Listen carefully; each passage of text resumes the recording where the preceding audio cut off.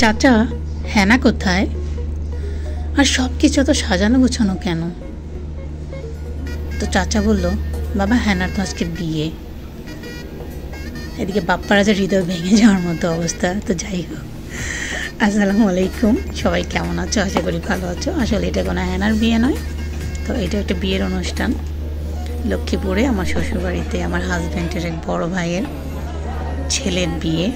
সে Poland থেকে এসেছে, তো এলাকাতে বিয়ের অনুষ্ঠান করেছে। এটা বউভাতের একটা চিত্র তোমরা দেখতে পারতেছ। তো যাই হোক, আমরা বিয়েতে অ্যাটেন্ড করতে পারিনি, বাট বউভাতে অ্যাটেন্ড করলাম। তো এখানে যে মোটামুটি ভালোই খাওয়া দাওয়া, আনন্দ ফুর্তি যতটুকু পসিবল করলাম। তারই কিছু অংশ আমি তোমাদের সাথে শেয়ার করলাম। তো ফার্স্টে একটু মজা করে নিলাম, কেউ কিছু মনে করো না, এটা একেবারে নেগেটিভলি নিও না। এই যুগের একটা ডায়লগ নিয়ে শুরু করলাম। এই তো এখানে সাজানো গোছানোর পর অনেকেই নিজের মতো করে ভিডিও করতেছে, ছবি তুলতেছে। তো ভাবলাম আমি একটু করি না, আর আমার তো পুরনো অভ্যাস, না করলে কে হয় বলো। ডেকি স্বর্গে গেল বাড়া ভানে, সেই অবস্থা আর কি। আমাদের বিল্লু তাকিয়ে আছে, বিয়ে খাবে, আর আমাদের সোনামণিগুলো অনেক মজা করতেছে। তো চলো, সব মিলিয়ে বিয়েতে টুকটাক যতটুকু আছে তার মধ্যে কিছু অংশ তোমার সাথে তুলে ধরলাম। যদিও আমি বউয়ের ছবিটা দিতে পারিনি, উঠাইনি, দিইনি। তো তোমরা দেখতেই থাকো।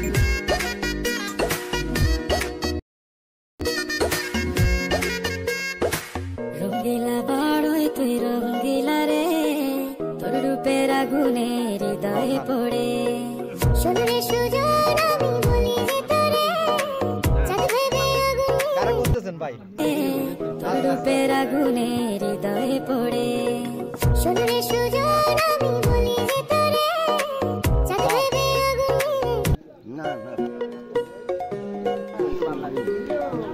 মইলা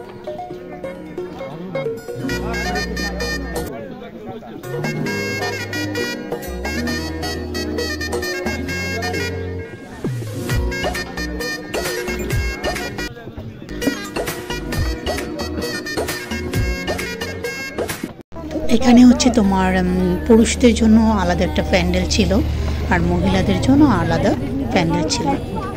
প্রায় 400 মানুষের অ্যারেঞ্জমেন্ট ছিল।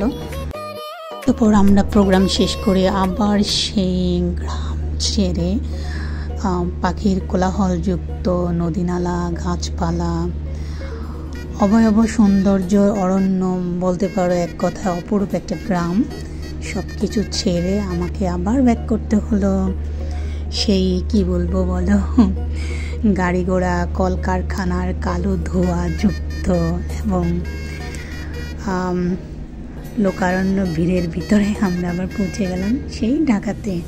কারণ যাই বলো না কেন, নিজের কর্মস্থল, গন্তব্যস্থলে তো পৌঁছতে হবেই, তাই না?